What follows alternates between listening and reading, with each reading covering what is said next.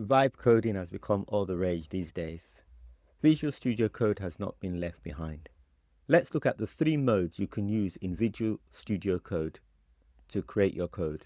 You've got the Ask mode, Agent mode, and Edit mode. First things first though, make sure you create a folder before you start doing any work.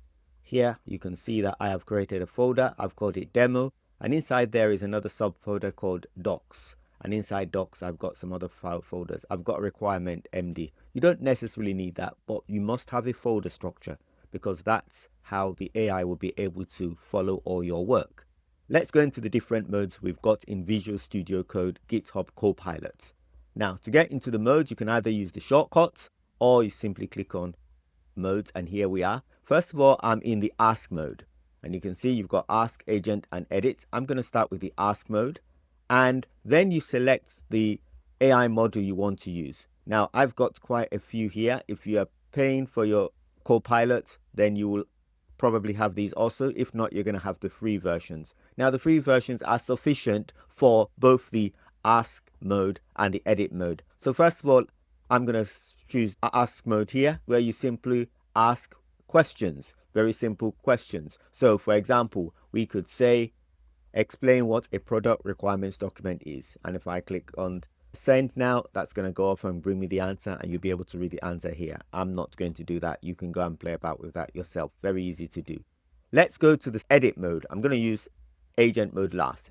Edit mode is where you make simple edits to your page. Let's come down. Let's say I have got a page that looks like this. Here you can see I've got a simple HTML page and it's a form.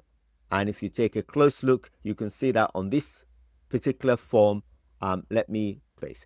I could simply ask this to refine this for me and ask it to remove all my BR tags on this page. And if those BR tags were in another style sheet, it would go ahead and do that too. So here we go in again into the edit mode this time, and I'm simply going to ask this question, remove all the BR tags on this page and lay it out with CSS using the style element. So that is quite comprehensive enough for this because it will understand what the style element is. That means the CSS is going to be written back into the top of this page. And those are the kind of things you can do with edit mode. You give it very clear instructions and it will go off and get the work done. Now, what about agent mode? And this is where the vibe coding comes in. This is where all the excitement comes in. With vibe coding, it can do a lot more. And here's, I've got a data flow diagram to give you an idea of what I'm going to write into the requirements document. Now, I'm going to ask it to create me an application. It's going to start with an index.html where there will be a drop-down box. And from that drop-down box, it's going to be able to select 10 different products. Okay? And then once the user selects a product, it will go onto the feedback page, and then the user will supply their name, their comment about that product, and grade it between 1 to 4. So this is more of a technical aspect where the person, the user who is opening this up, knows a lot about the product. The person is actually a technician. Once they have put in their name and their comments, they will give whatever grade they think this product is at, 1 being the lowest, 4 being the highest, and then they click save, and that will save it into a local storage on the browser. So here we've come into some JavaScript.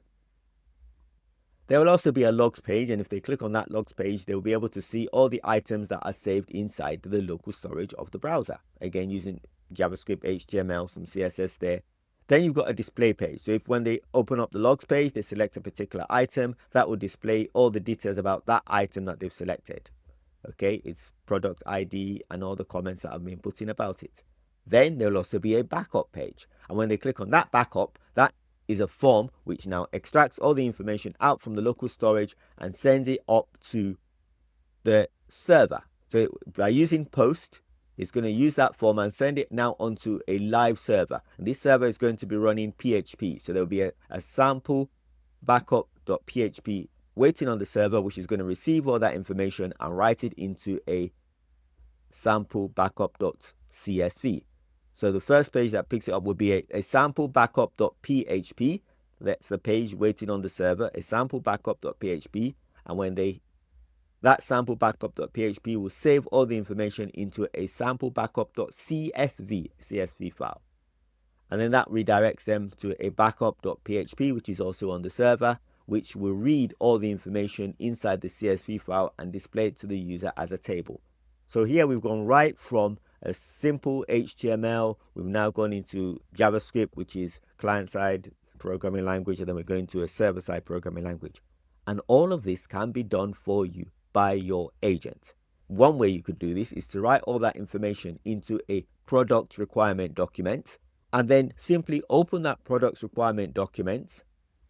The page I want it to read is the requirements page. So here's the requirements page. That's got all the specification that I've just shown you in the diagram. And if I can now come into my agents, and inside here, I am going to simply ask it, read the openpid.md and create the application it describes. So this is the MD, which is describing the application that I've just showed you in the diagram. And in this case, the model I'm going to use is going to be Gemini 2.5 Pro, because it's at the moment one of the best, in my opinion, at working as an agent. So now it's going to work autonomously. It's going to go off, carry out all the instructions, create all the pages, make that application, and it will be letting me know as it goes along. So at each step, it will be letting me know what's happening. So you click on that and that will go off and get it all done. So there you have got your 3 modes in Visual Studio Code. So there you have it. Ask mode, edit mode, and agent mode. Agent mode, of course, being the most powerful. Just make sure that you create a diagram flowchart to start with, and then simply trace the flow of how you want your agent to work, the document you want it to create, and most importantly, what you want it to do. To refine your PRD, your product requirement document, you can always run it through one of the AI models like ChatGPT or Gemini. Thank you very much. Please remember to like and subscribe, and see you next week for another tutorial.